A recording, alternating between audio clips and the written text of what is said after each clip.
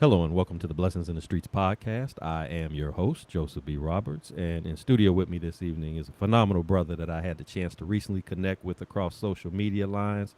This brother is a servant leader, he is a mentor, he is an author, but most importantly, he's a man of God, and he's taking time out of his busy schedule to hang out with this evening to share a little bit of his journey, a little bit of his story with the hopes of encouraging, uplifting, and just kind of giving us some good guidance and wisdom on how to deal with adversity in the challenging times of life because we all go through our various storms here and there and we need a little bit of encouragement, a little bit of uplifting and guidance in that regard. So it is my privilege and honor, ladies and gentlemen, to introduce to you our special guest this evening, Maham the Mentor. My brother, thank you so much for being on the show this evening.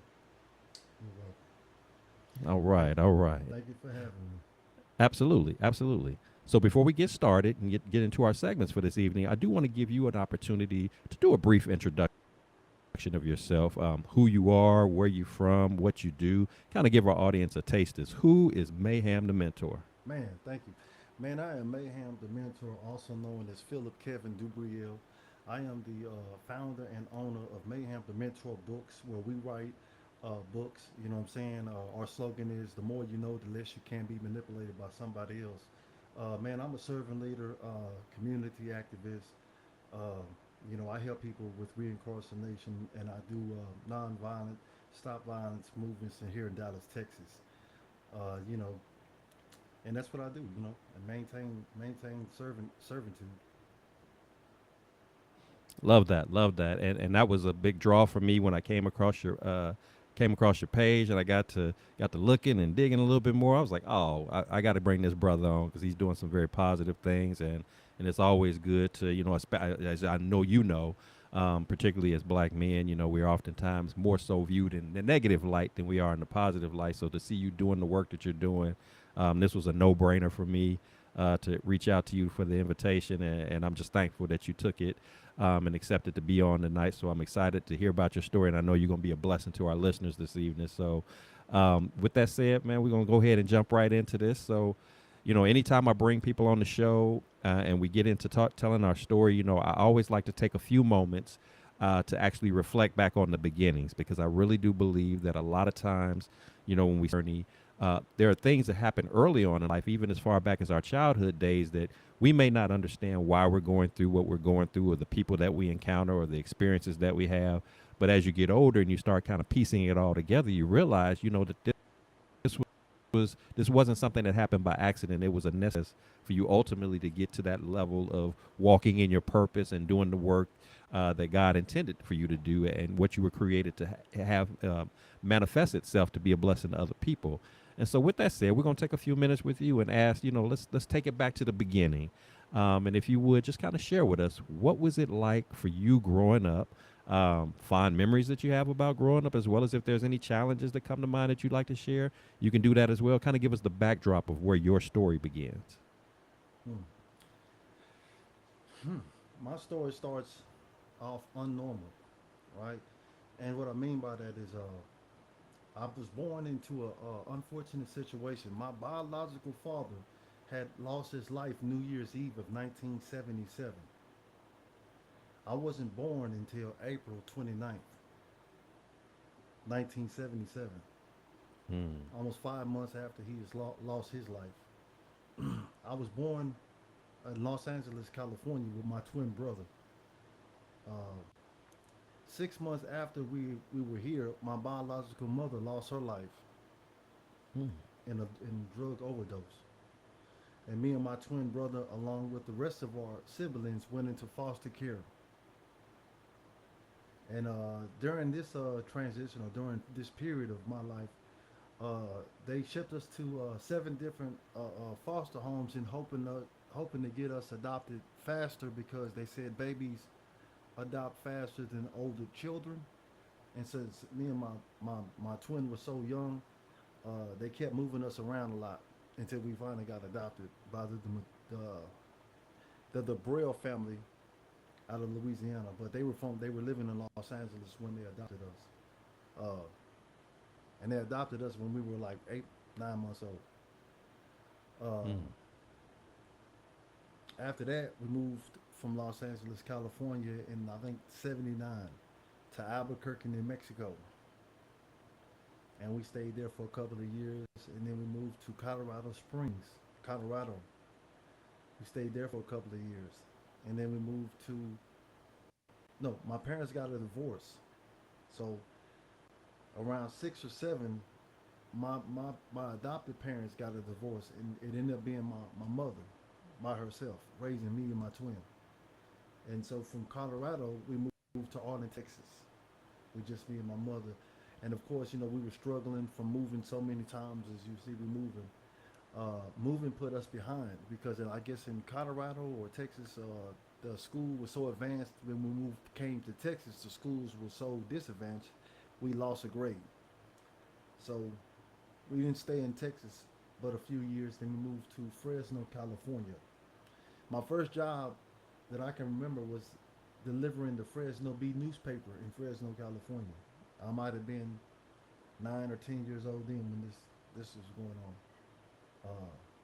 We didn't stay in Fresno too long. We moved from Fresno to Marksville, Louisiana, where my mother found a boyfriend, you know what I'm saying, or her children's father there in Louisiana in around 88, 89, uh, which is where my adversity really comes in at because when my mother got this guy, her boyfriend, that's when a lot of adversity happens between me and my brother or me myself, between me and this guy not getting along, and he came into my life, when I was around 10, 11 years old.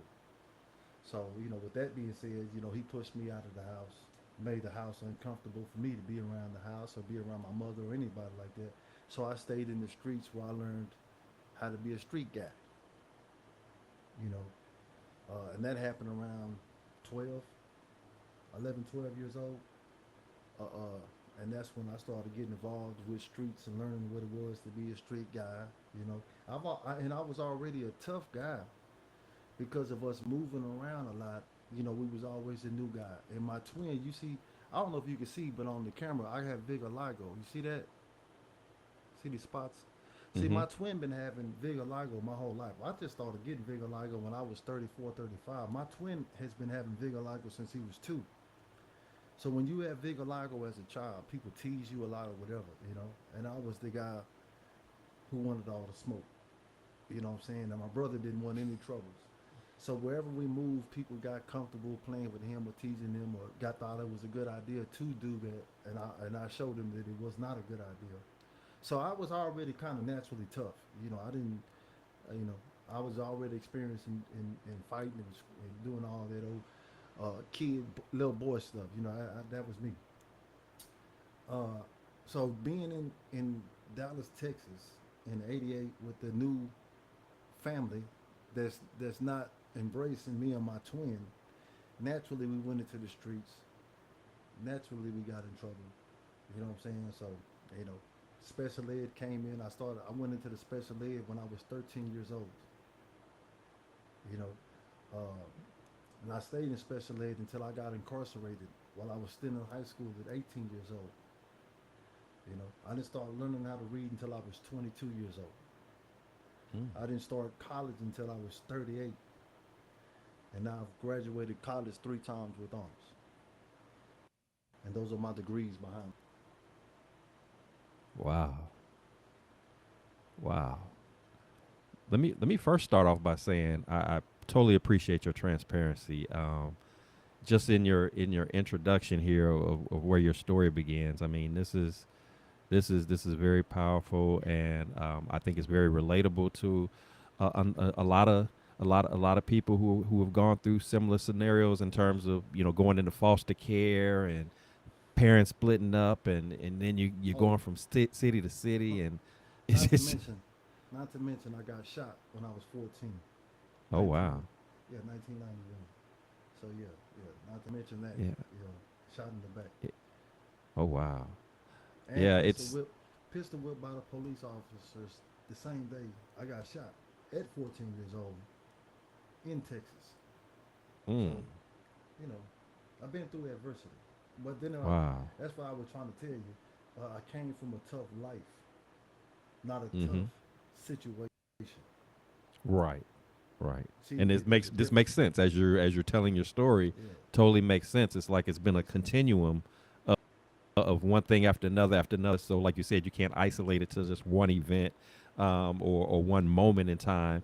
You've kind of you had started out at a very early age, having to deal with it, to go through that storm, to go through that battle, and this is what makes your story interesting as well, because to your point, a lot of times people may only have a random event or whatever, but then when you have something at your level where it's kind of been a continuing thing that led all the way up into adulthood, I can imagine you probably had moments in time where you were sitting back like, why is this happening to me? Why do I have to be the one that's had to go through all of this? I have to keep my guard up. I gotta keep people in line because they're coming at me a certain kind of way. I'm dealing with, again, bouncing from state to state, city to city, new environments every time, trying to reintroduce myself, people taking my kindness for weakness. But I'm thankful for the fact that I had parents who would adopt me and bring me and my brother in, but then we get to a point where even that transitions into a not so comfortable situation anymore, and you combine that with all of the environment and the lifestyle of the streets, and like you said, it just kind of creates a chaotic situation where on paper, it looks like there's no way for this brother to have a happy ending to it all. Which is why on the opposite end, just in the snippets that you shared, after going through all of that, after not learning how to read until an adulthood, and then now here you are, a highly educated brother, clearly intelligent. There's no mystery to that. Even with you getting these academic accolades at a later time in life, I would argue that you've always been smart. That it wasn't just something that just happened one day, But when your environment is not stable, when everything is kind of in chaos all around you, it's kind of hard to stay focused and locked in. Even when you talked about being in special ed, I'm sure you know just like I do. A lot of times these school systems in various states across the country, particularly when it comes to young brothers of color, if you are behavioral, you got behavioral issues. If you fight, if you look like you get angry, you automatically get flagged as being special ed, rather than maybe this brother just needs some stability and he just needs somebody that cares enough about him to pour into him, not because he's slow, not because he's not capable of embracing whatever the academics that is put before him. He just needs somebody to give him an actual fighting chance with him not having to fight for it, in the midst of it all. So I appreciate, I respect, that through all of been through just in this early stages of life and entering into adulthood, how you've been able to stand that test of time in spite of, all that's happened to you. And that's why I say, that I like to have this conversation about where your story begins, because when I think about what you do today, the work that you're doing today, that's not by accident, but I don't think that you would be as great of being in position to do what you do today had you not gone through what you've gone through. You wouldn't have the level of empathy, you wouldn't have the level of understanding, you wouldn't I have wouldn't be qualified. you wouldn't be qualified. That perfect word. You would not be qualified. The brothers that you deal with, the people that you speak to, the organizations that you come alongside of, you wouldn't be relatable, you wouldn't be connectable.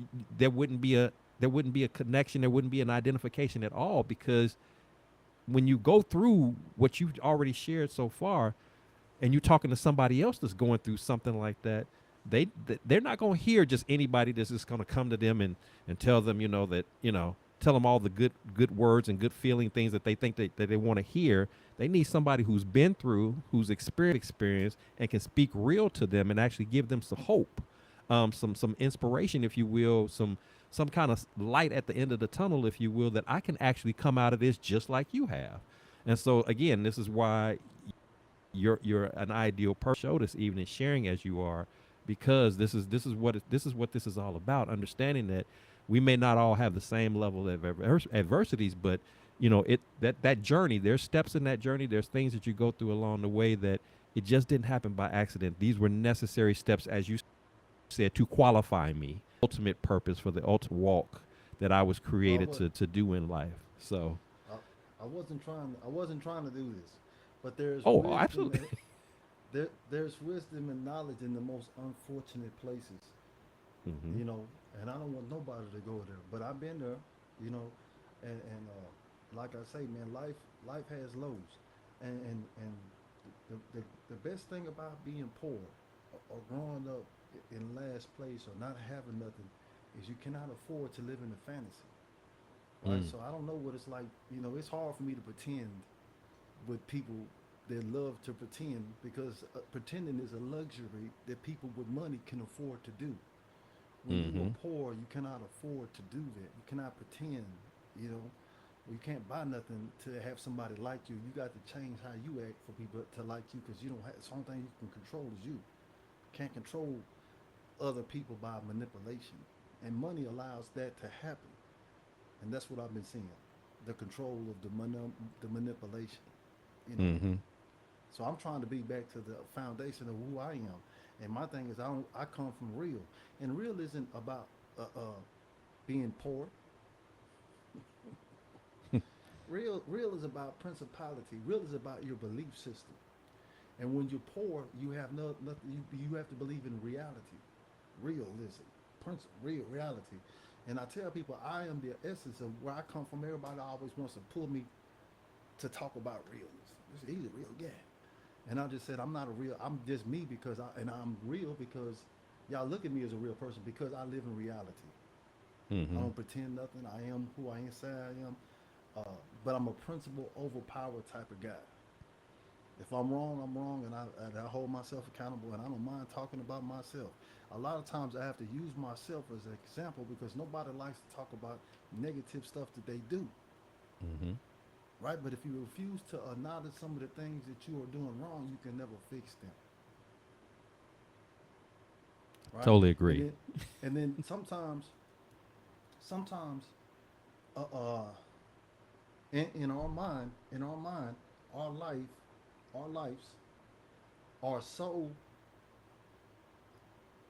unfair in our mind. Our life is so unfair that we think, well, nobody understand what we go through, Mm. right? I did. You know what I'm saying? And that's where we talk about a victim stance mentality mindset, where you feel like poor me, why me, Mm-hmm. all these things. My life is terrible, and my life is terrible, all that, right? And I used to feel sorry for myself, and I had a legitimate reason to feel sorry for myself. Life was bad. Sprinkled a little adversity, terrible adversity, and there was nobody alive that I can sympathize or relate to their pain because I don't think nobody else have that I ran across that is alive today that has been through what I've been through that can actually talk to me about what I'm going through. You ain't been through nothing. You ain't been through nothing. You think in your mind you thought you've been through something, but until you hear my story make most people shut up. For real. You think your life hard? Listen to how I grew up. And you'll stop. You'll say, wait a minute, man. I do have a good situation. I couldn't do that with common people. It took me It took me many years of learning how to read, reading history, and then I read black history, and then I started reading about American black history, and I started reading specifically about like Frederick Douglass, George Washington Carver. When I read about these people's lives, the stuff that they went through, their adversities, how they were treated, what they dealt with, I stopped complaining about what I went through. I Hmm. said, man, what I went through really ain't that bad. I mean, it's bad. No, it's bad. It's terrible. What I went through in life is terrible. I don't want nobody to go through it. But I stand in that line to go through what I went through before I stand in the line to go through what they went through. Mm-hmm. See what I'm saying? And so, by me reading history, by me understanding real black history, first of all, I had to understand what adversity was, and then I had to understand what other people's adversity were to appreciate the adversity that I had. Right? Because I was sitting there feeling bad about my life and poor me until I seen somebody else who was going through a little bit more difficult than what I was going through. It just makes me humble. And then it made me realize and Mm. understand, because you always hear life is not fair. We hear that all the time, but to really understand that life is not fair, don't nobody owe us nothing, right? So it's a couple of things that help me stay grounded. One, life is not fair. Number two, it's 195 different countries. Number three, a country just provides you opportunity. You know what I'm saying? Number four, you get what you put in. And I was not implying myself, and that is the difference between myself before 26 and after 26. Because I think that's when I discovered the power of my brain.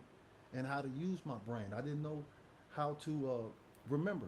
I didn't know how to program. I didn't know that how I did. I truly did not know how to use my brain. But once I learned how to use my brain and remember and study and mind map and all these other things that I teach that I teach and talk about, I was able to make the transformation from being not just intelligent but educated.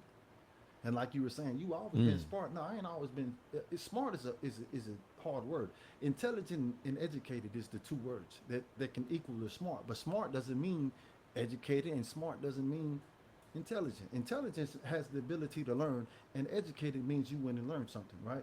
So I've always been intelligent, and what I mean by that is, even though I was in the streets, I was a success in the streets. What separates me from a lot of other powder puff people who do what I do, right? A lot of these guys, when they come through what I come through, and they go down and they get hit, pop, and then they run back and they run to the good side, they run to the nonprofit side, and they run over there and they like, hey man, I was in the streets, man, and I'm telling you, it's not, you know what I'm saying? And I was like, yeah, you was in the streets, but you wasn't successful in the streets, and you were in the streets, but you were never embraced by the streets. So therefore, you have animosity. Mm. You don't like these guys. These guys don't like you. You never got along with these guys. You've never got along with these guys. When you were in the streets, you got tore up. You got ran out. You got beat up and ran away. When I was in the streets, I was the top dog. I never got ran off. I know nobody never hated me. I was embraced wherever I was at. You know, I mean, of course, when I go there off the muscle, I might have my problems, but eventually, I was embraced where I went to. No matter if I was in Compton, Shreveport, Cooper, whether I was in Stop Six, Fort Worth, whether I was in Hammond Park, North Dallas, or South Dallas, on Pine and Crozier, you know, I've always been embraced by my people because they see the authenticity. I never had a problem with my people. My people embrace me, I embrace my people. Not because I was light skinned, brown skinned, California. No, simply because I talk it like I walk it, and they saw it. Simple, right? And so what that means is that it's a lot of us who want to jump in front of that microphone, jump in front of kids, and you ain't qualified to talk to them. One, you ain't never been through Mm. their adversity, so you ain't qualified. How can you tell them how to deal with what they're going through if you've never been through that? And a lot of these guys, they don't like that. You know, it's a couple of these guys over here where I work in South Dallas. You know, they got all the support in the world, but they ain't coming out the streets. Y'all coming from Texas University, uh, uh, uh, you know, private school. You know, you've been a powder puff your whole life, pampered and saved, first class citizen. You have no recognition, no respect. Nobody knows you. Y'all don't like each other. You don't like us. We don't like you, right? But the reason why the main problem is because the people in the street never accepted you, and you think we supposed to accept you just because you're black, and you think we don't accept you because you're not street or you're not this or you're not that. No, it's just you're not real. You know what I'm saying? And that's what a lot of times, until you came out, if you don't understand what it takes to survive in the hood, or because how can you help these people if you can't even have a simple conversation? If you can't even go around them, could you go around these people without talking about upliftment? Can you just survive around these people? Could you live over there? No, no. Why? They rob you. If you stayed in this neighborhood, you trying to help people who would rob you. If I stayed in that neighborhood, everybody in the neighborhood would be protecting my house. Why? Because I'm talking to these people. I'm not gonna be condescending. I'm not gonna be condemning. I'm not gonna be judging. When I talk to these people, I'm gonna talk to them with love. You know what I'm saying? When I see people, I see their full potential. I don't see what they shouldn't be doing. I'm not so quick to judge. I'm not so quick to tell somebody what not to do. I'm helping them do what they supposed to do. Where most people tell them what to stop doing. I'm just trying to tell you how to diversify your portfolio and what real leadership is about by doing it myself and talking about myself at first time. But you can't never talk about yourself because you ain't never did none of it. You've been a straight A student, so you can't talk about struggling. You never sold crack. You never gang banged. You never been around no street activities, but yet you telling these guys what they need to do. Just say no to drugs and stay off the streets and Yeah. be it. It You can't sounds tell them good, but about like you said, but sounds I good. can't. you're not a walking reality to me. I can't connect with you. I can't because you haven't been what I've been through. You're not. And like you said, for many of them, they're still going through it, and then you're coming before them. You might have good Well, see, intentions, hold but up. that's not As many, enough. many of them, many of these guys really have hidden animosity against Mm, the people that they trying to help because they never accepted you.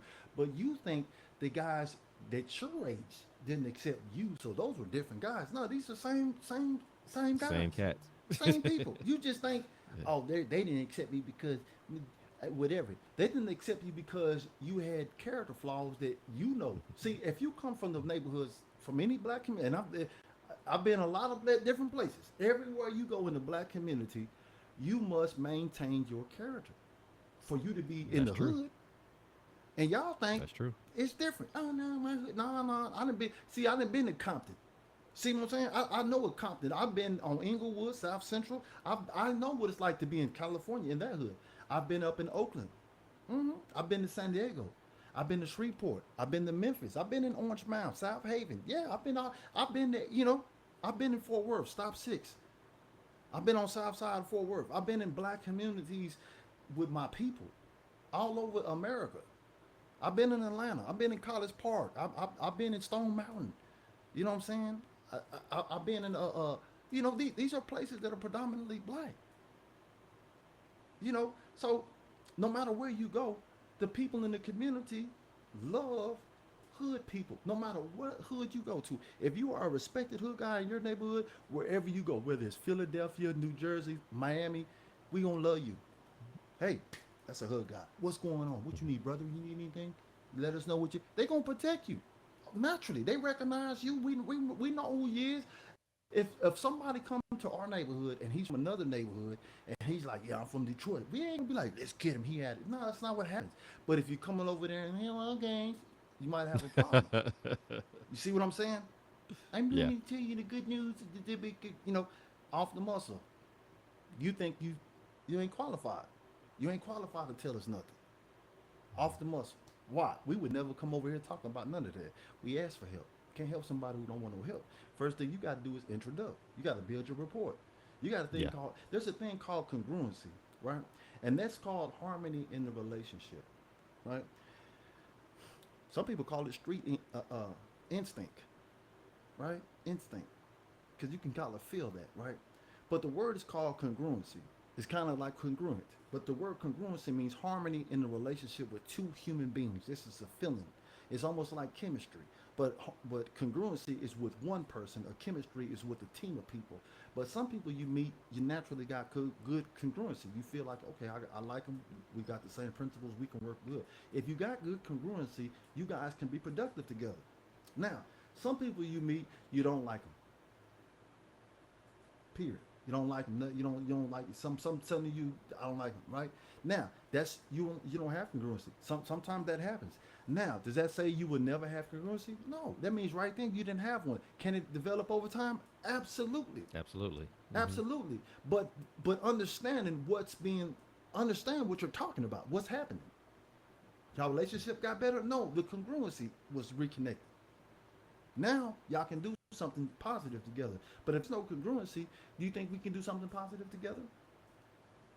No. I don't know you. We don't even like each Yeah. other. But yet here you That's are. You don't even recognize the congruency, but yet you're telling me, you know, and that's what makes street OGs so powerful. Why? They don't go around asking the kids to join no gang. What happens? They just go outside and the kids see them shutting the being quiet and they say, man, I like that OG over there. He's just quiet. He look cool. And they go over there and that's it. He just opened his mouth and they listen. So it's understanding what you're doing and why you do what you're doing. So a lot mm, of time when I see these guys doing what they're doing, it's for self. It's not for benefit of the community. mm. See what I'm saying? So again, and my Yeah. question is, why are you over here? You over here to get money to take care of you and your kids, so you can build. You done created your job. I get it. You helping new people. Sounds good, but we really need people out here helping. We don't need you with a job just to make a job. Just to you in the way. You taking money that's really could be. planting seeds for the young people to be more productive. And we've got people qualified to do the job, but yet you in the way because you qualify on paper. Because you went to this school, you went to this school, he gets this guy likes you, hey, he likes you, he says you're a good guy, and this is what goes on. And they like that. They like, hey, my friend, he said, and I'm like, that's all good, man, but y'all, what can you really do? If I give you $1,000,000, you still can't go over there, what you gonna do? You don't even like talking to these people. You don't have no relationship. You are not in contact with these people who need our help. You helping you are qualified people who really don't even need no help, but you don't know that. You are qualified to help people who don't really need no help. They might need a little guy to get to but we talking about the people who really need some help. Are you qualified to help the people? Because here's the reality of it, whether you know it or not. The people who are doing the people who need the most help are the most influential people to the rest of them. But you letting you trying to get the few to go against, because you can't get these guys because you don't have the background to get them. You don't have the story to get them. You ain't got the, you know what I'm saying? Who are you? Have you ever had $1 million from selling drugs? Raise your hand. Oh, okay. Does that mean that? And y'all saying that don't even mean nothing. To who? Ask the kids. Ask the kids who they want to listen to. You who got ran from neighborhood to neighborhood, always got beat up, or you was a straight A student in school. We always hear the same. No, we don't want to hear that. We hear you guys all the time. You guys are everywhere. You guys are every hood, every city. We got, I can tell you at least 10 black community activists that got flawless records. All in the neighborhood. Yes, hello people. Come join me today at my church. Hey, but you don't have no relationship with any black community. Couldn't even go there. They'll get robbed because you've never tried to develop. You didn't think it was. I don't have to. They gotta get with me. They gotta do something to me. They can't. I'm not going to them. Can't go to them. Afraid of them. Afraid of them. This is, be honest. You're afraid of these guys. Where I don't have to be afraid of them. You know what I'm saying? I'm not afraid of them. They naturally embrace me. I don't have to force myself. I'm not afraid that they're not going to like me. I'm not afraid that they're going to reject me. I know 9 times. I've never been around children and they didn't listen to me. You know what I'm saying? I don't even really didn't even want to be a mentor. Never said the name mentor. I got the name Maham the Mentor because everybody used to call me OG. I said, stop calling me OG. Don't call me OG. I said, what you want us to call you? I said, call me the mentor. Maham the Mentor. Don't call me OG Mayhem or Mayhem OG. None of that. Keep that out of my name. Just Maham the Mentor. I don't want none of that associated with my name. You know what I'm saying? We're trying to set an example for these young men to actually evolve into a servant leader. Not a, and we are servants. We're not showmanship. You know what I'm saying? We're not girly people. We're not, we're not flashy people. We're simple, easy to understand, factual people. We are men. We are built to help other people. We are built to, that's why we are here. And the more you understand that, the powerful you're going to be. Because we are here for other people, where all men ain't like that. And all males aren't men. All males aren't men. And I just had this conversation with these women who just, they really wanted to just, destroy and confuse everybody because the devil is the father of all confusion. Man is a title. Yes. Man is a title that a male has to understand. You have to have man characteristics to be ordained a man. You can't call yourself a man and you're doing A, B, and C. You're just a male. You think and you let these people tell you whatever. You depend on the textbook, but between me and you and God, you ain't on me. You know what you got to do. You know this. You got to maintain your character to be a man. Same thing as a woman. All females ain't women. Y'all just want to make all females women. So again, like I say, it all comes through education. I didn't know. You know what I'm saying? If you knew better, you can do better. The more you know, the less you can be manipulated by anybody, even me. What's the most powerfulest thing about being a male human being?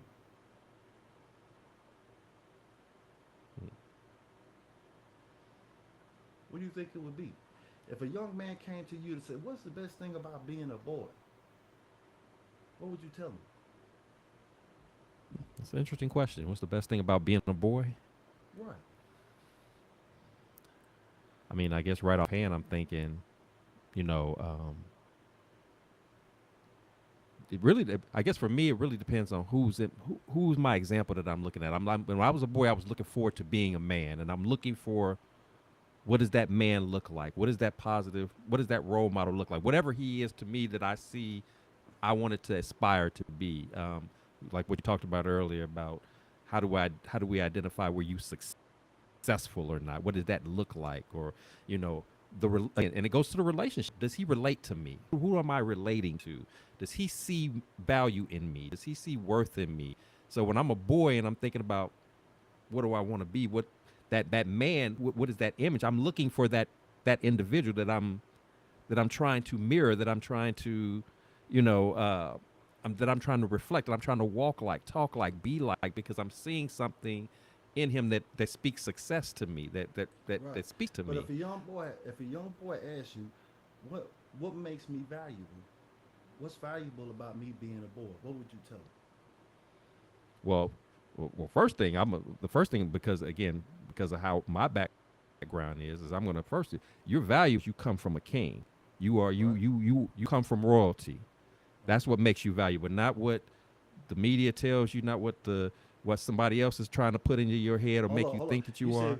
hold on. You said makes you come from kings that makes you valuable. So my question again was, if a young boy came up to us right now and they was asking me and you, they said, "Man, what makes me valuable? What's the best thing about being a boy? What's the best thing about being a boy?" Let me help you out, and correct me if I'm wrong. Feel free to correct me. No, go ahead. If we were there, if a young man asked me, Mayhem the Mentor, what is the best thing about being a boy? I'm going to be able to confidently tell this young man, you are the foundation of life, sir. Life Mm-hmm. comes from men. Women carry life. Men produce life. Men create life. You came from your father. Your mother carried you for 9 months. Women have death. Men have life. You are a boy. You need to develop to be a manhood. Right now, you are a male, but you produce life. That is the most important, valuable thing that you need to know about being a boy. I love that. I love that because again, you're saying you create. You are creator. You make you introduce life. You make life happen. You build.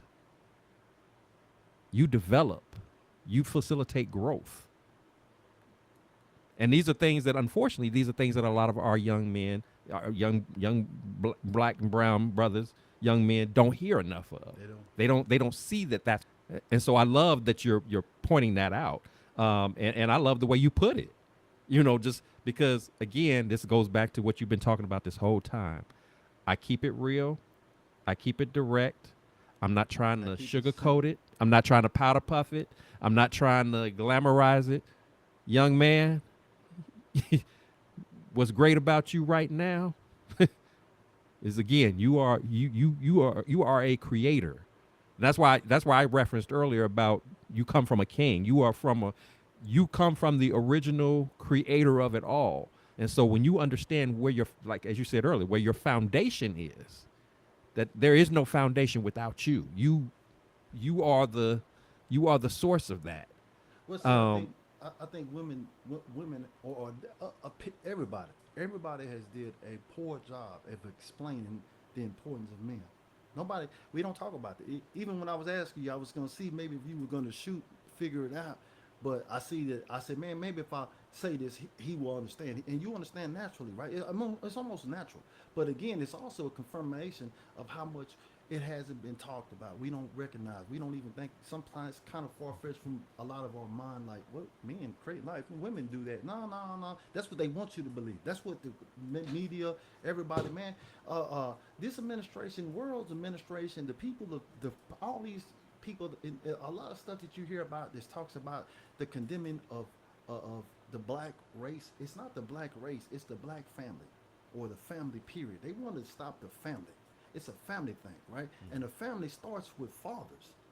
Fathers, father, mother, child, Yeah. father, mother, child. If you ever hear me talk, I always talk about family, fundamental family. Accountability is best. I teach accountability. The first thing I say is I need two people to hold me. That's the family. Two people in my family who love me, who hold me accountable out of love, correct me. This is what family is for, fellowshipping. Why? How can you hold me accountable if we're not around each other? Fellowship means what? Fellowshipping means spending time with me. Spend time to do what? Spend time to see if I do or do not have negative characteristic traits. Why?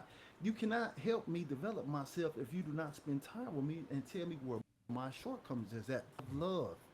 Yes. So this is supposed to be doing. This is something that happens naturally with family. This is something that I try to teach my young men to create the atmosphere for a producive or conductive person. This is how you create positive, responsible, intelligent people through the understanding of what we're doing. The first thing that I would tell myself is stop trying to hold yourself accountable all the time by yourself. Nothing wrong with it, but it's Right. always best to have other people around you to hold you accountable. That's for Mm-hmm. because naturally you'll let yourself down, and you gotta. That's natural. It's normal. Stop getting down on yourself about that. It's you're not. God did not create us to be alone. First and foremost. God did not create us to be on this planet Mm-hmm. alone. He created other people. And other people is here to help us. Help us do what? Correct ourselves. Accountability is love. Love is accountability. Accountability is correction. Accountability can be punishment. Accountability is recognizing the shortcoming and fixing. Sometimes it may not even be real, which means is you can be perceived one way and it not be reality, and it's only because you are Mm-hmm. demonstrating certain behaviors that led people to believe this way. So you got to correct your behavior so it can change your character. So it's all about simple, keeping it simple, man. And that's what I try to do through teamwork, cooperation of other people. I'm nobody by myself. It's always at least three people because three are better than one. And if we're all on our A game, who's gonna trick us? Us, not me. I could get tricked by myself. But if three of us are here Right. and we're all on the same accord, try it. Try to get one over on us. So that's Mm-hmm. how I plan to continue to do it. Not to say three, but I know I'll never be the number one. I'm not trying to be the leader. I'm not a Mm-hmm. leader. I'm a servant leader.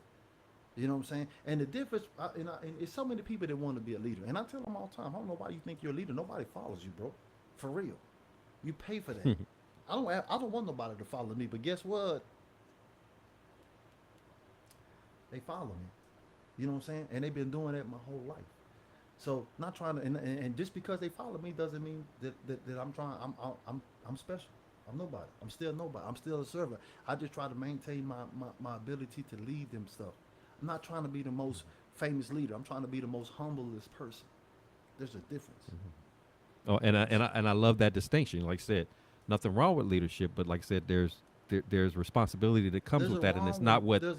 there's a wrong when an individual has overwhelming desire for leadership and you have no idea of what leadership is, because leadership is Right. servitude. And when I hear you talking about leadership and you have people serving you, or you think people are supposed to serve you, then you have leadership misunderstood. You got to You distort it. That's right. you got to It's distort it. misunderstood. So and because I'm a believer in the Bible and in Proverbs, they say never argue with fools. So I'm not going to sit Mm-hmm. here and tongue wrestle with people. I'm not here for grown men. I'm here for children. So a lot of times grown people have problems with what I'm saying because why? We got grown children. That's all. Every intelligent human being agrees with what I'm saying. They won't really, because if you're intelligent and you have the ability to research, I would advise you to research before you have a disagreement. You feel me? Look it up first, and then because I will change my opinions in the presence of facts, but I'm pretty sure that I'm qualified to say what I'm saying. Mm-hmm. And I love that. I love that you brought that up. Nothing wrong with a good debate. Nothing wrong with a in depth conversation. But Only a don't fool be knows so quick to everything. tell me what I'm not saying or is wrong or is out of pocket or whatever. And you haven't done you don't know me. You don't know the subject matter, but yet you want to pretend to be the expert on this, and because you can say it in a very articulate manner, you want to sound like you know what you're talking about, but you really don't know what you're talking about. So um, you bringing that up is valuable. I love that you continue to reinforce that accountability piece, continue to reinforce the community piece, you continue to reinforce the relationship. All of those things are key factors, especially when we talk, the whole core of this podcast and you being on, we're talking about, how do you deal with adversity? How do you overcome? What is the, as to our show's title, how do I get to that turning point? What is my turning point? And it's that part of that turning point involves, do I hold myself accountable? Do I have an accountability circle around me? People who will tell it to me, keep it real with me, but do it in love. They tell me even when it stings a little bit, but not to hurt me, not to diminish me, not to demean me, but to actually bring me up, to elevate me, because I'm pouring into you. I love you enough to let you know what you did right there, what you said right there, that wasn't a good thing. But here's some words of advisement. Here's some words of wisdom based upon personal experiences that I've had, things that I've learned, how you can overcome that situation, how you can do better the next time you're faced with that same challenge. Again, that relationship piece is so powerful. I love that you brought up about the importance of fellowship. We weren't meant to do life on our own. You know, everybody has their strengths, but everybody also has their weaknesses, their vulnerabilities. Everybody needs somebody. You just want to make sure that you got the right circle of somebody's around you. That circle matters, and it doesn't have to be a massive circle, but it needs to be a select few who want nothing but the best for you, who want to be an ultimate support for you, who believes in you, who values you, who sees your worth. People who have the same principles. Same principles, same level of integrity, same character. They're in that same zone. That doesn't make us perfect, but together we could be a perfect family. We could be a perfect community. Not because we are perfect people, but because we have those accountability positions in place. We have that dialogue with each other. We check in on each other. We make sure that you're good. We look out for one another. That's what families do. That's what communities do. That's what happens when you are in relationships. And then if you take it up to a higher level, when we talk about what it means to be in relationship with God, you understand the source of what life is supposed to be about and how you should be conducting yourselves, and the importance about pouring into others and not always making it about you. Just because you are a servant doesn't mean that you neglect self, but it doesn't mean that you just make it about yourself, because we were created to be of service to other people in our various walks of life. Whatever that purpose lane is for you, whatever that purpose lane is for me, whatever that purpose lane is for somebody else, we're supposed to serve in that. As you said earlier, that's what makes a leader be a leader. Not someone who has the title and I just sit telling people what to do, or looking my nose down on people because I think I'm better than them because I got a couple of letters after my name, or my paycheck is a little bit bigger because of my position, but because I actually pour into you. I actually try to do works that make you better. In my leadership capacity, in my own line of work, one of the things that I constantly tell my team on a regular basis as a leader is that there's no situation where I win and you lose. And that's the core of what, we talk about being a servant leader. No, I can't sit and take a victory on anything and then you all are struggling, you all are losing. That's not how that works. If that's happening, then I'm not really operating in the spirit of leadership. I'm not operating in the spirit of service to you. I'm supposed to try to get you to be better, to maximize your abilities, to maximize your value, to maximize your worth. If I'm really doing it the right way, I'm trying to actually put you in a better position than even I'm in. So that when you get to this level, you'll be able to replicate that same thing to others who are coming behind you. And it continues to be an ongoing cycle. And you'll be relatable to people. You connect with people. People are willing to listen to what you have to say, not because you're forcing yourself on them. Like you mentioned that earlier. Like, I don't have to go into spaces and rooms to force my way on. People see my realness. They see my service. They know that I come with a pure heart. That when I'm speaking to them, when I'm pouring into them, when I'm sharing with them, that I'm doing it from a genuine place. That's why they connect with you. That's why when Maham the Mentor enters the room, I'm ready to listen to this brother. I'm ready to listen because I already feel his spirit. Before he even says a word, I'm already feeling his presence, that he's coming to, not give me the, like you said, the canned speeches, the corny talk, if you will, but he's relating to me. He's being real with me. He's being authentic with me. And so everything that you've been saying, man, is spot on. This is really a valuable conversation that we need to have more of, especially amongst our young men, who are trying to figure life out and trying to understand how to navigate these paths in spite of all of the challenges and the roadblocks and all the other negative things that are thrown their way to try to get them off kilter and off track of what they were built and created to be, the creators that they were born as. So yeah, great stuff, man. I'm loving this conversation. I truly am. Like I said at the beginning, I knew you were going to be a blessing to us this evening, and you're doing just that, man. So this is good stuff. I'm loving it. So I'm curious to know. We've talked about, obviously, shared with me before, even before I started. Your story has been a kind of an ongoing story, not necessarily isolated by one particular event or anything like that. But what I am curious to know is, when you do find yourself facing challenging times, again, whether it's some of the big major stuff that happens in life, or if it's just one of them days, just life and type of thing that happens to us on a on a day, that can happen to us on any given day-to-day basis. What is it that you particularly like to do that just kind of helps you, that when you find yourself facing a challenging time, that what's that process, that routine, certain steps or actions that you like to take that just kind of works for you? If you would just kind of share that with us, what do you like to do to kind of help you get through difficult times? I remind myself that God made me for difficult times. First and foremost, I love difficult times. Uh, Difficult times show you how tough you are. In life, there's always negative and positive things that happen simultaneously. No matter what you think, it's always a negative and it's always a positive, right? So when bad things happen to me, I always say, man, what's the positive in it? And if there's no positive, there's nothing positive about it. Then it can be used as a measuring stick of how much you've overcame, right? Like there's nothing positive. Well, look what didn't kill. Look what didn't stop me, right? Let me deal with this, right? Let me find this. Second thing I say to myself is that it may not be my fault I'm in this predicament. It had nothing to do with me, but it's my responsibility to acknowledge and address this immediately. Don't blame nobody else for it. Don't look for nobody to come save you. Don't put nobody else in your business that don't need to be. If I can fix this myself, I'm gonna take full responsibility of what's going on, and I'm gonna try to get over it and fix it as soon as possible. I'm not gonna dwell on it. I'm not gonna cry about it.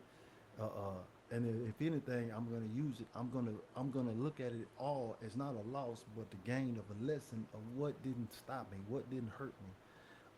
You know, what I can tell the next person, like, man, this happened to me, and this is what because my attitude was, you know, I've been in worse predicaments, and it's nothing nothing minor stops a major person from doing what he got to do. Uh, Mm. I love telling myself little sayings. It ain't time to lighten up; it's time to tighten up. Don't sweat the petty, but pet the sweaty. There's all type of stuff. I know that there's going to be a powder puff willing to give up his life to send me back to prison. Right? There's stuff that I use for fuel for these things when they pop up. That I attack them immediately and address them and solve these problems so I can stay focused and stay not confused. The devil is the father of all confusion, right? And so, but life is problems. Life is stuff like this. So first of all, realize that you were built for problems. When problems come, don't panic. Rule number one: don't panic. Address the problem. Embrace the problem. Learn from the problem. Figure out why the problem happened, and then try to make sure the problem don't happen again. But don't quit. Don't self-destruct. Don't lose your composure. You know what I'm saying? And Mm-hmm. remember that you are built to sweat, to bleed, and to lose a little now and then. It's okay. It's okay. You're gonna be okay. Just know that it's gonna be okay. No, you gonna be okay. And you just gonna keep doing what you're doing. You are built to overcome adversity. You are built for this. That's what happened. That's what I tell myself when bad situations happen. Love that. Love that. And that's what you just said is actually a sign of growth. When you talk about dealing with adversity and challenges of life, when you, if any of our people that are tuning in, when you know that you find yourself facing a stormy time, a moment of adversity in life, and when you can um, spend more energy trying to see what's the lesson that I can glean from this, how can I grow from this, and not so much spending all your time, like you said, playing the victim game and woe is me, and and beating yourself up about it. And that's not to say that when you go through that you don't have a right to feel some kind of way. I speak about this all the time. It's okay to be annoyed, frustrated, angry about it. There may be Sad. some storms that you come across that may bring tears to your eyes. It's okay. It's healthy actually to let that out. What's not healthy is for you to stay stuck in that moment. You take that pause to get it out, pull yourself together, and then you say, okay, as you stated, let me embrace this problem. Let me embrace this challenge. I'm not going to run from it.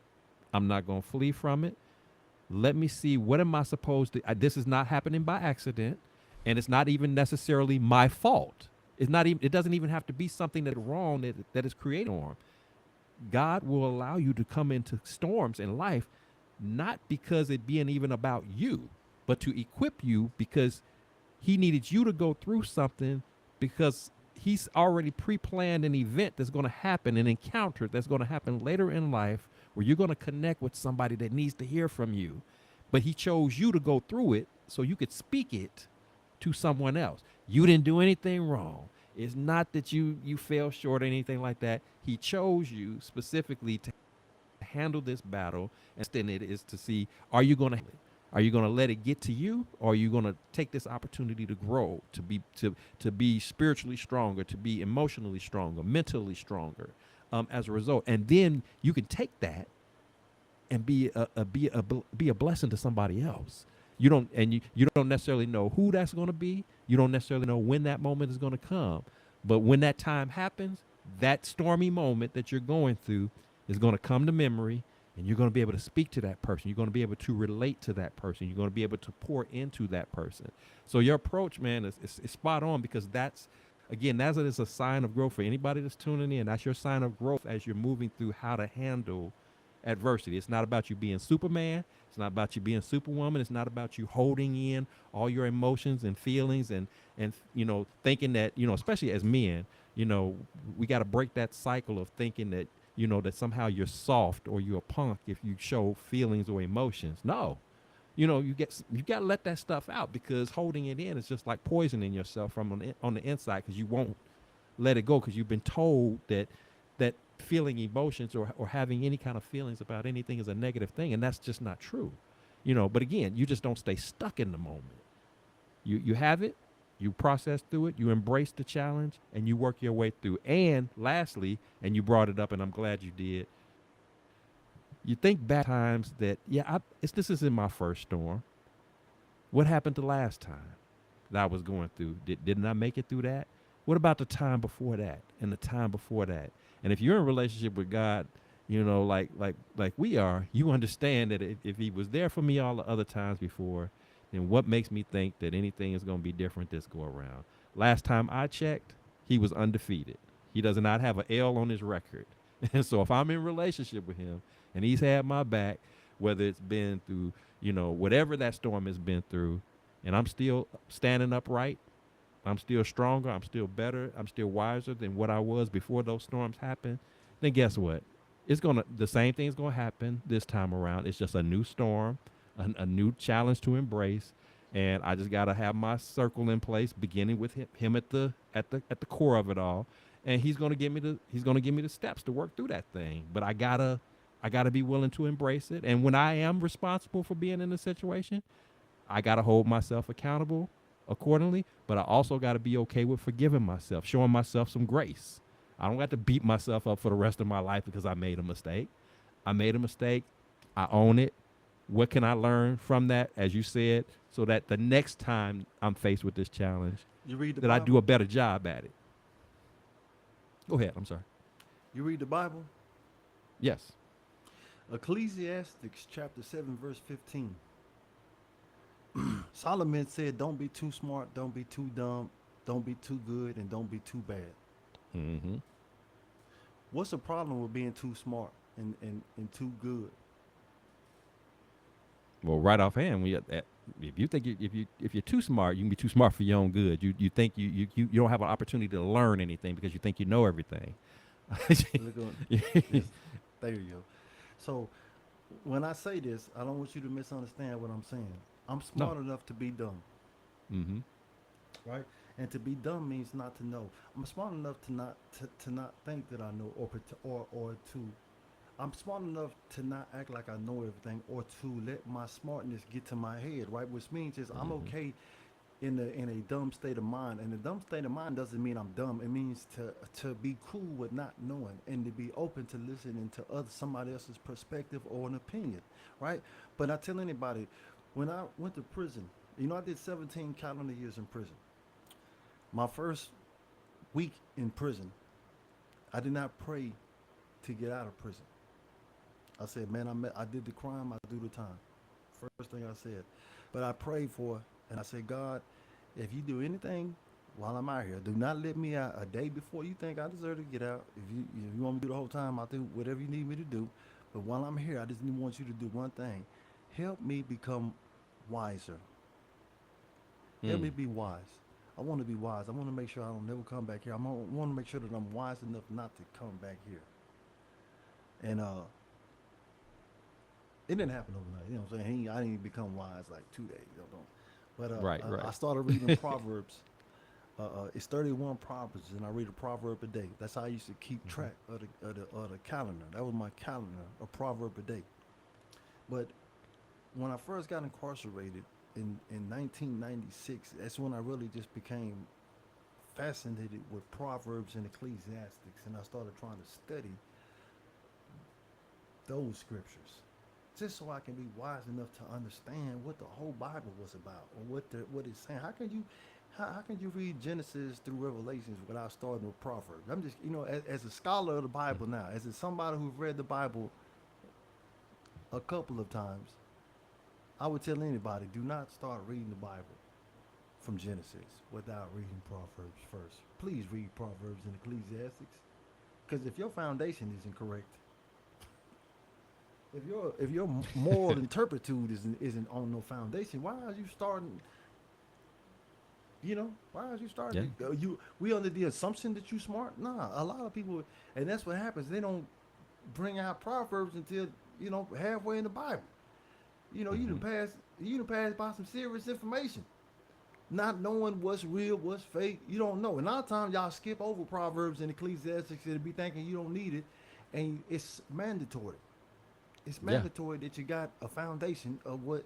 If you don't know, if I say people always ask me, what, why you don't never talk about, Jesus and the Bible and all that stuff. I said, man, the Bible is the Bible, but it's complicated. It is complicated. But as a scholar, as if I want you to do anything, I want you to get some wisdom first. You got to get wisdom, because you ain't understanding nothing you read in the Bible. If you think you just gonna start opening, if you think that book is easy to understand, read it. It's not. But I tell you what, if you got wisdom and knowledge, it's way more easy to comprehend than when you just assuming that you know something that you don't. Because what happens when you read the book, naturally you get too good and too smart. You read the book. You how can I tell you? You read the book. I read the You so book, good. but did Yeah. you understand the book? But did you understand it?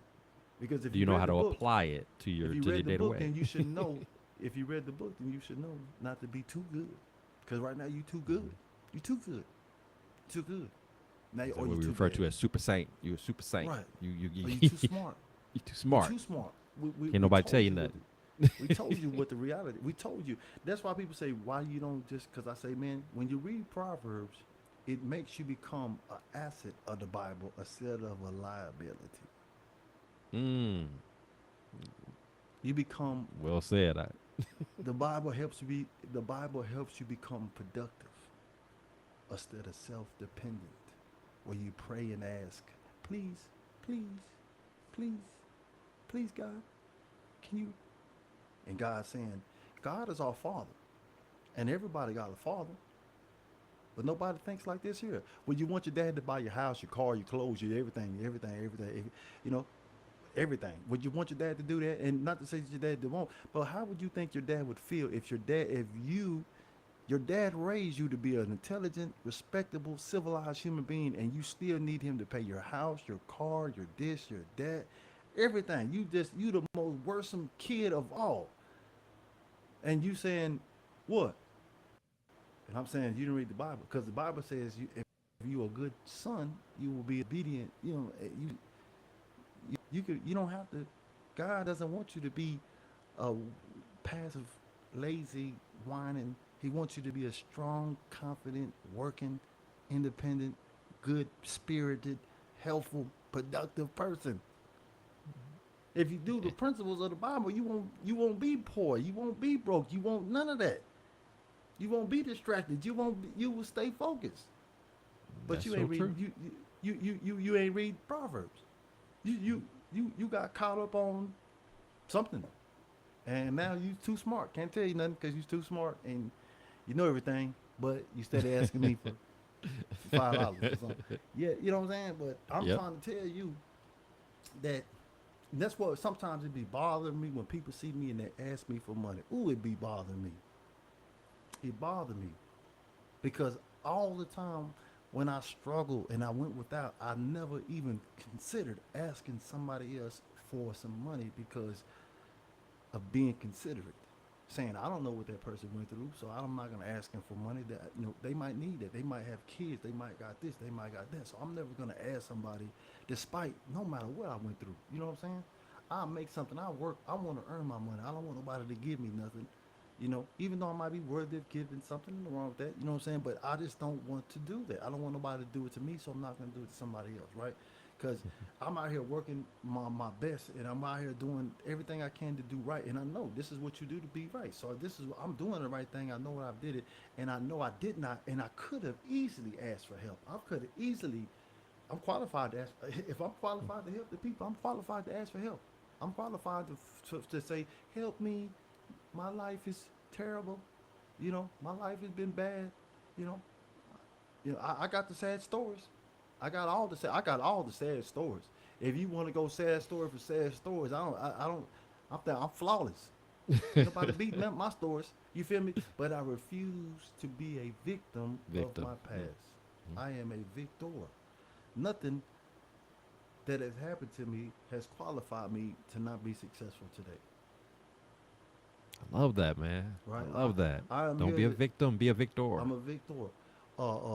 I'm built for this, and that's understanding how strong God made me. God made me. I went through so much stuff you can't even tell. I look pretty good, but you can't tell of how difficult my life has been. You feel me? I got 17 calendar years done. Been shot. I went to prison at 18 years old. You know, uh, just just crazy. You know, did deserved to be in prison. I never claimed to be innocent. Definitely deserving of being in prison. Definitely utilize my time. Never. Everybody in prison is not innocent. I was not innocent. I learned how to be civilized in prison because of literature. I learned what civilized is. I was uncivilized, but I was qualified to be uncivilized because I was raised on the street, and that's part of what's going to happen to you if you don't have nobody else to pour into you. Nobody was pouring into me. I was I had to, you know, make my way. But by the grace of God, I found myself. That's life is not fair. Sometimes, the best thing in this life, we are the we are the we are the highest form of intelligent being on this life. Us as human beings. But the worst part about being a human being, the absolutely worst part of being a human being is that we have to be taught by somebody else. We don't have the ability to teach ourselves or to correct ourselves or to we can't do that. You know what I'm saying? We cannot somebody else has to program us, which means when we are born into this planet, if it's not a human being, a book, a video, something teaching the environment, somebody else is doing something. We have to recognize that. That's why we have intelligence. We don't have instinct. That's why when people start talking about, oh, I'm this way since birth. This is how I'm naturally. I can confidently tell them, you don't have instinct, sir. As much as you want me to believe Your insanity, I can confidently tell you, you don't have a physical problem. You have a mental problem, sir. And your mental problem is you think you have instinct. You think you are instantly that way. You think those feelings are natural. You believe that? So you don't believe you have intelligence. My name Kevin. What's that, Kevin? You just remember that. So what does that mean? Everything that you know, say, do, all your thoughts is something that you had to create while you were born. You don't have the power to have instinct. Only a fool would think he would have instinct, but of course you and you know you can. They're fools. You know what I'm saying? We have fools, and what that means. Let me break this down. A bird is hatched out of an egg. It has instinct, which means it naturally knows how to go build a nest. Nobody doesn't bird doesn't have to go to class, learn none of that. It's natural instinct, right? Instinct. We human beings do not have instinct, which means you have to be taught. Everything that you hear me saying, it sound good, right? Taught, learnt. Somewhere somebody else told me this. I didn't naturally. None of this is natural. I'm not a natural born leader. I am a taught leader. That's why I sound different from. I'm a natural born. They don't sound correctly because it's not correct. But a true leader must learn how to lead. I am a learned how to lead type of guy. Servant leader. We call it servant leader. So if anybody's talking about he a leader, natural born leader, that disqualifies me. That just I don't even want to talk to these people no more. How could you be a natural born? Come on, man. You starting off wrong. Starting off wrong. We don't need no more natural born leaders. We don't need no more natural born. I mean, only thing you are naturally born is what? Come on, man. You are naturally born what? You're naturally born a creator. No, You're you're naturally naturally born born. You are naturally born with a blank sheet of paper. with a I'm blank. just gonna You, yeah, say that's a nice way of yeah. me saying that. You were born You're with a blank. blank sheet of paper, sir. So how are you a natural born what? You are a natural born sheet of paper. So you're not no. So if you're just putting, you know what I'm saying? Saying you're a leader and being a leader is two different things.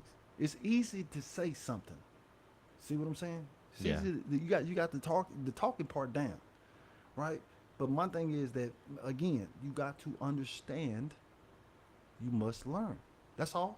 I just want you to understand that you have intelligence, which means you have the ability to learn. So prepare yourself to say, okay, if I want to learn something, I must take time out of my day to go learn something. It's not going to naturally happen. It's not going to happen tonight. It's not a revolution.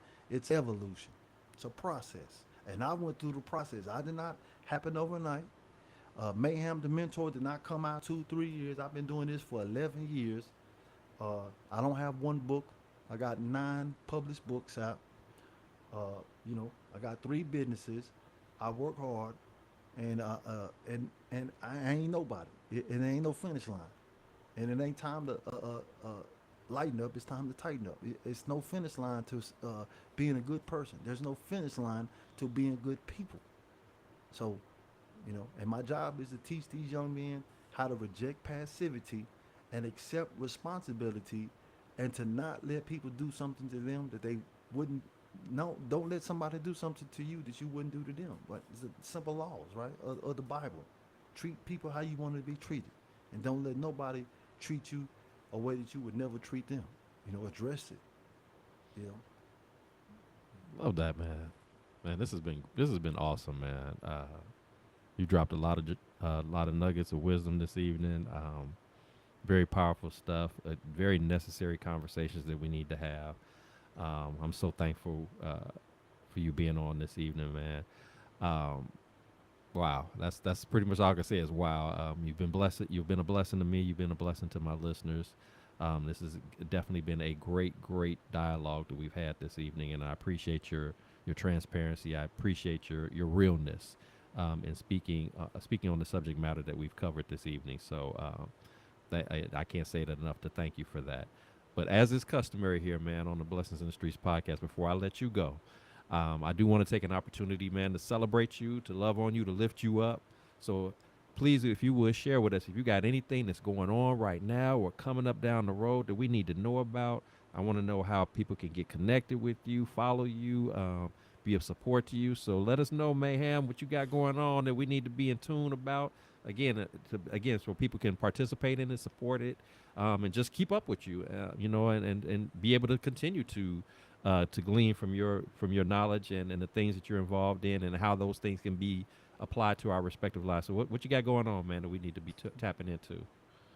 Well, first and foremost, I say you got to check out my number one bestseller, which is Black Massacres. It's my number one book, which I write about Black history. These are about the massacres that happened, the Black massacres, Tulsa, Oklahoma, Rosewood, the New York City draft riots. I write about 27 massacres. This is nonfiction, real United States history, wrote by me.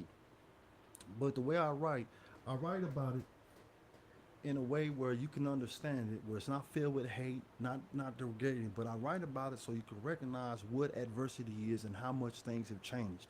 So I just call it like it is, but I want people to realize this is how much America has evolved since it used to be a very racist country. Now we're getting back there.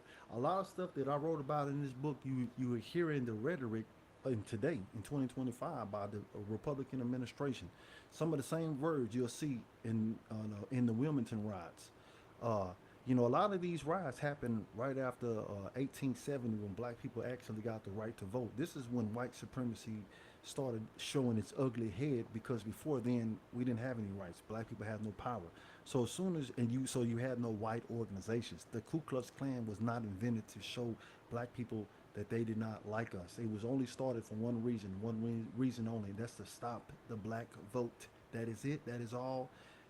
That's it. And people want to act like our voting doesn't matter. Voting matters, right? So the Ku Klux Klan all these riots when I say all of them, most of these riots were directly behind voting.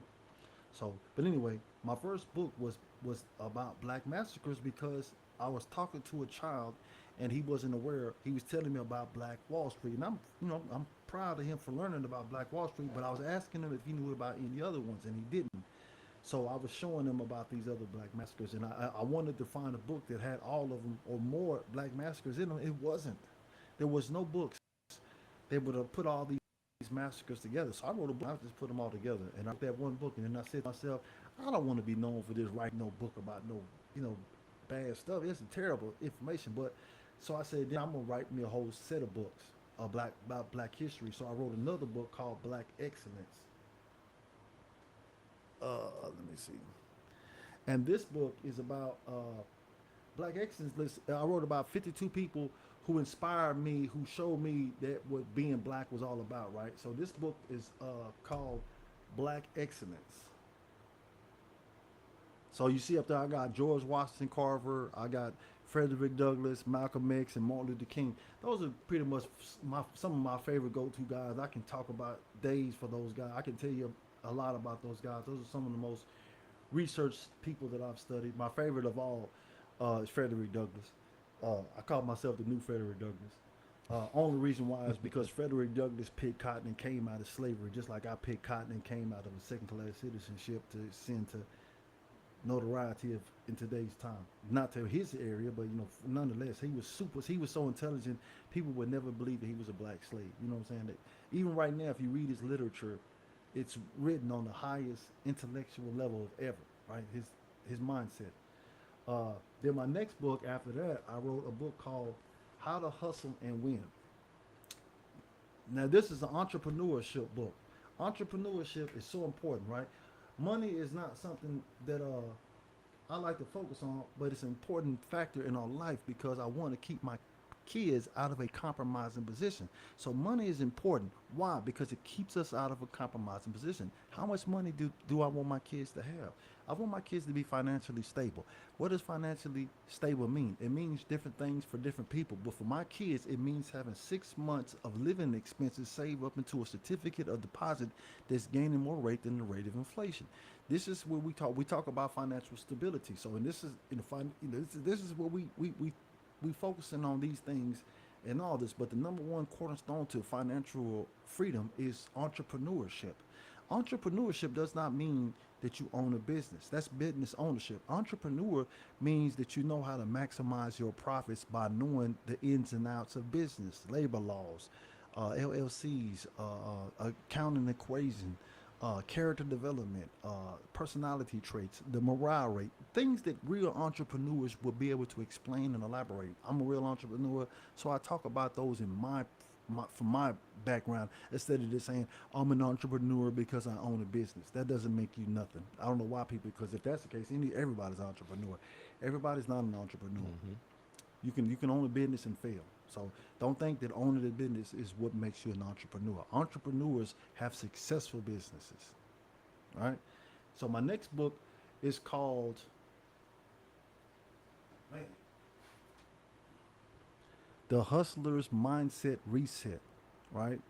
Now I wrote this book because when people go through a life changing experience where you lose a job or you get out of prison or you go to prison or you get a divorce or you go through a car accident and you got to reset your mind. Resetting your mind is something that some people have a difficult time, right? Because they get into a thing I like to call the twilight zone. And that's where you get into a pattern where you're used to how everything goes, and then when it's time to change, you don't know how to change. You don't know how to reset that. You're comfortable. Now you don't want to get uncomfortable because change is uncomfortable. So I talk about how to make transformations easier by understanding how you work, how we work as human beings. So that's what that book is all about: transform. And this is my next book. I write about from the streets from street smart to business smart. Now, this is just talking about if you've been surviving on the streets, if you were a successful person on the street, then you could be successful in business, right? Because there's no way you're going to be surviving on the mean streets of any major city and not be paying attention. And if you can pay attention in streets, then you can pay attention in business. And I bring a lot of similarities that makes you, if you're good in the streets, you can be good in business. And I talk about all of that in this book. My favorite book, this is my all-time favorite book. I wrote this book. This is called Brain Power. Now, I wrote this book because when I was in special ed, and I didn't know how to study, and I was going through my evolution. I read, my life changed when I read a book called How to Use Both Sides of My Brain, right? And it was about mind mapping, speed reading, mind memorization. That was my first brain book. I read that book, and it taught me how to study, how to mind map, how to memorize, and all these things, right? The first thing I remember reading about this book, he says, "Have you ever heard somebody say, 'I made a mistake, but what can I say? I'm only human'?" I said, "Yeah, I heard it all the time." They said, "That's a myth. The human mind makes no mistake. The human mind remembers everything that it does. It sees, smells, hears, it remembers everything. You just don't know where you place the memory at, but the memory is there." I'm like, what?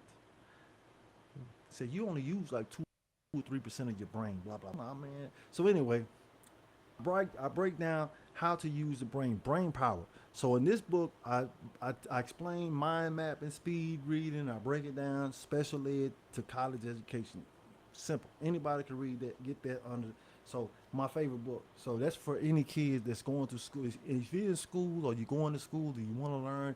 Man, I went from making C's and D's in special ed to graduating college with honors. I got 3 degrees right there, right? I got a degree in horticulture, a degree in computer science, and I got my master's from Baylor University in the middle. That's a Baylor University. That's the fifth best school in Texas. Very hard school to get into. So this is my shirt. See that Baylor University? I'm not a fan. I'm a graduate. Now, my last book is called More Than Blood. Now, this was a memoir about myself. This was about me growing up, being adopted into the Motwara family of Cane River, which was the richest family in the 1800s.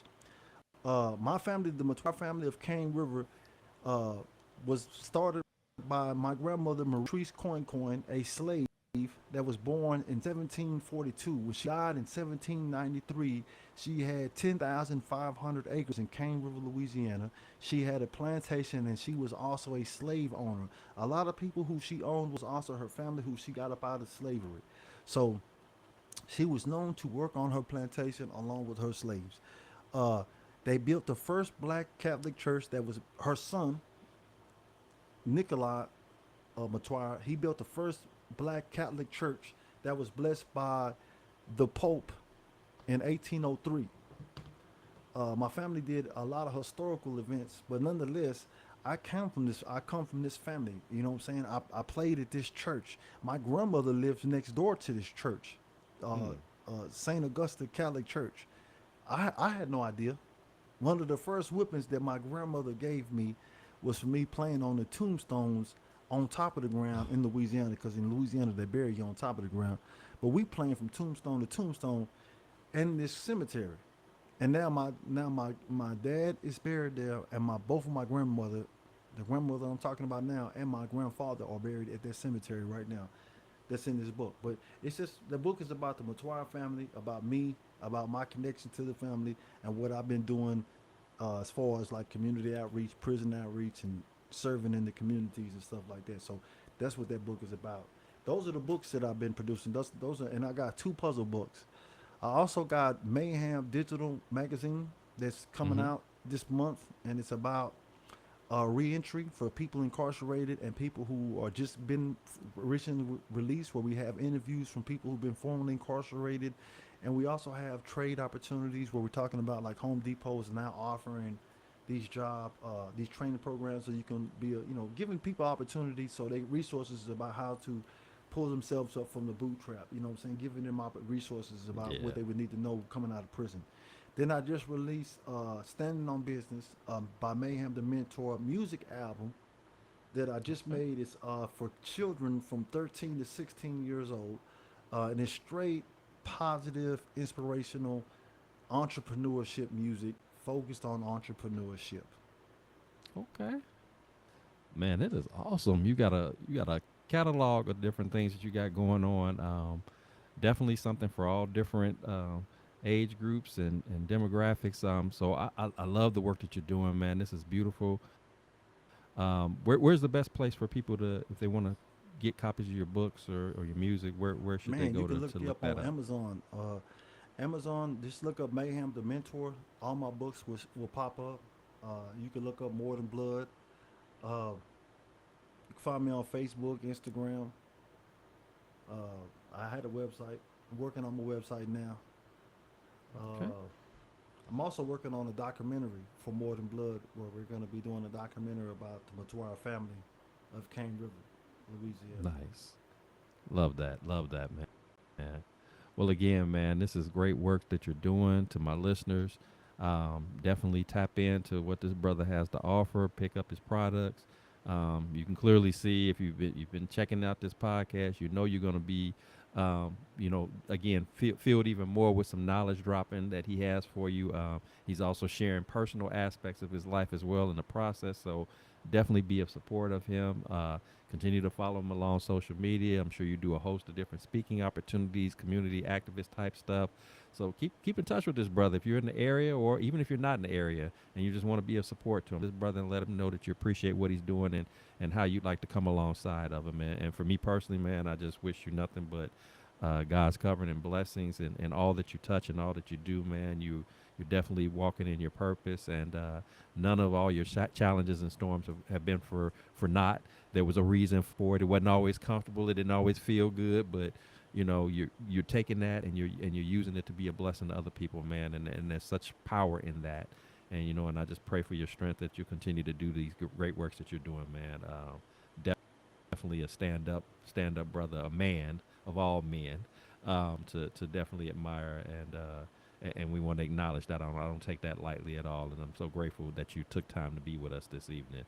And to my listeners, if you've enjoyed our broadcast this evening, if you were inspired, you were encouraged, you were blessed, please support, please share, please like, please comment, because this is what the Blessings in the Streets podcast is about.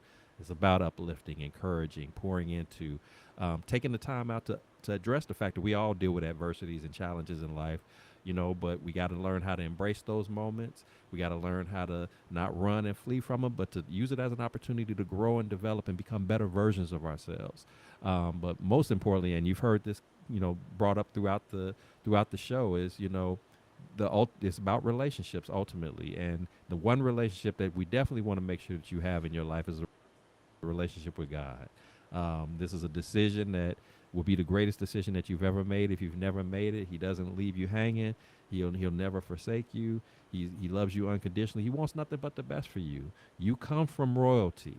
You come from royalty. Don't ever forget that. You have value. You have worth. There's nothing too big for you to overcome, no matter what the odds are, no matter what the world has to say about you. Know who you come from. Know your value. Understand that you are, for our men, understand that you are creators. Understand that you have value, that you have purpose.